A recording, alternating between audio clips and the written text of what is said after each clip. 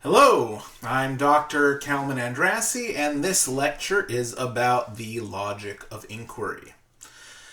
So consider this. How many of you think about the possibility of alien spacecraft flying around, or the ghosts of people who have departed coming to visit? Now, Albert Einstein very famously said that the most beautiful experience that we as humans can have is the mysterious. Now, the problem is that few people have Einstein's courage to ask the tough questions until the mystery actually yields answers. So ask yourself why you believe the things that you believe, and why do you not believe the things that you think are false? Now, what is the fine line between those two possibilities? Okay? Now, irrational beliefs can cost us very, very dearly. Medical quackery can cost us our lives. An exploitative psychic charging $4 a minute can cost us $240 over the course of an hour, right? We live in a democratic society that depends on the ability of its members to be able to make rational choices based on rational beliefs. So if we can't tell the difference between something that is reasonable and something that is unrealistic, we become susceptible to being exploited. Okay? The quality of your life is determined by the quality of your decisions, and the quality of your decisions is determined by the quality of your thinking. Okay? So the question I'd like you to ask yourselves is, how do you know things? Okay? Well, we come to know things in many different ways. Of course, we have personal experience that can be our guide. We put our hands on a hot stove, we learn a great many things, right? It's knowledge that we ultimately generate ourselves. Now, the problem is that we don't necessarily always come to the right conclusions when we base things on personal experience. So, for example, a few years back, in fact, when I first graduated from college, I was hired for a job. And before the interview, I listened to one of my favorite songs, Sentinel by VNV Nation, for those of you who might want to check it out. And after that, I started ritualistically listening to that song before I had any job interviews. And it wasn't necessarily that I thought it was my lucky song or that it positively affected my mood and made me more hireable or anything like that. But, you could forgive me if that's the sort of thing that I would have concluded. Especially, without being an educated member of American society, right? Another potential source of knowledge would be authorities and experts, right? Who do you go to if you want to get the perfect pie recipe? I personally would go to my mother, right? I trust the diagnosis of a physician for what ails me, right? I may not have the reason to question the historical record that Abraham Lincoln freed the slaves and brought the Civil War to an end. But at the same time, I was taught that Christopher Columbus discovered America in 1492 and advanced science by proving the world is round. Now, later on, upon scrutiny of these claims, people stopped believing that the world was flat centuries before that, and the Vikings, and I don't know, about 10 million or so indigenous people made it to the Americas first. And it's not necessarily that my teachers were malevolent, but, simply resting on authority might not paint the whole picture of what's going on. And that is precisely why we have scientific research and reasoning. Okay? So ultimately, science is a process by which we use empirical evidence, that is, facts that can be observed, recorded, and replicated to describe the world around us. Okay?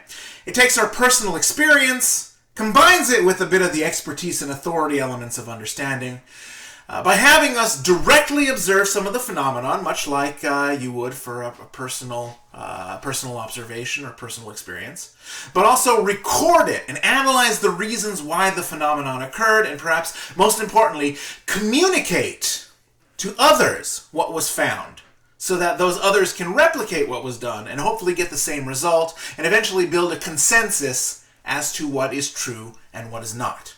Okay? So that consensus leads to the establishment of paradigms or worldviews. Okay? And what really makes the scientific process special is that it can change. Paradigms can shift with new evidence, right? Galileo discovered the phases of Venus and the moons of Jupiter, and that led to a huge paradigm shift from a geocentric to a heliocentric model of the solar system. So an Earth-centered versus a sun-centered model of the solar system. Charles Darwin, discovered a bunch of strange birds and other creatures on the Galapagos Islands, and created a completely new biological diversity paradigm based on the theory of evolution, right? So, in viewing this lecture, you can also prepare yourself to engage in this scientific process. You can either try to discover something new or try to narrow down the details of some sort of phenomenon to change the way we understand the world around us and potentially shift paradigms. Okay? And that leads me to the topic of logic. Okay? So ancient Greek philosopher Aristotle very famously discussed necessary truths and necessary falsehoods. Okay? So there are some things that are universally, unquestionably true, like red is a color, all bachelors are married, or that mathematically 2 + 2 = 4. But for those necessary truths to exist, there also have to be necessary falsehoods. Red is not a color. All bachelors are married. Or 2 + 2 = 5 mathematically, right? Those things are simply not true. And it's these necessary truths and falsehoods through which Aristotle developed the basic laws of thought. Okay, there are 3 main laws. The first law is the law of non-contradiction. That nothing can both have a property and lack it at the same time. If something is red, it cannot also be not red, right? If my hair is brown, it cannot also be not brown. A person cannot be a bachelor and also not a bachelor at the same time, okay? The second law is the law of identity, that anything referencing a concept or thought has to be identical in how it references it always. In other words, every thought or every word for a concept has to have a consistent meaning every time. Whether it's in the mind of the thinker or it actually passes the lips of a speaker. So, for example, a skunk is a skunk, and calling it a kitty cat doesn't make it so, right? Then, of course, the third and final law of thought is the law of the excluded middle. So everything either possesses or lacks any given property or characteristic. For those of you who know about computer programming, it's kind of the same as the notion of binary code. A 0 indicates the lack of a characteristic, a 1 represents having that characteristic. Same goes with thought and logic. One can definitively answer yes or no to any characteristic. Do you have brown hair? If you're asking me, I would say yes. If you don't have brown hair, you would answer no. Are you a human? I would answer yes. If you happen to be a space alien or something else, you might answer no, right? And ultimately, it's these laws of thought that are the basis of logic, which is ultimately the art of reasoning, right? Empiricism and empirical evidence must be logical and shown to be possible in order to be accepted. So that leads me to the notion of positivism, which drives science in general. Okay? So science and logic require positive statements about the phenomenon that's being explored. One cannot in any way provide evidence of a negative. You cannot ask somebody to show me that you are not a horse, because the only evidence that you can show of not being a horse is the lack of evidence to show that you are a horse. Not being able to in any way demonstrate that you are a horse, right? Meanwhile, the lack of evidence doesn't necessarily mean that something doesn't exist, right? One can only scientifically prove positive claims. Jim is a horse. Can always be followed up with evidence that someone is a horse.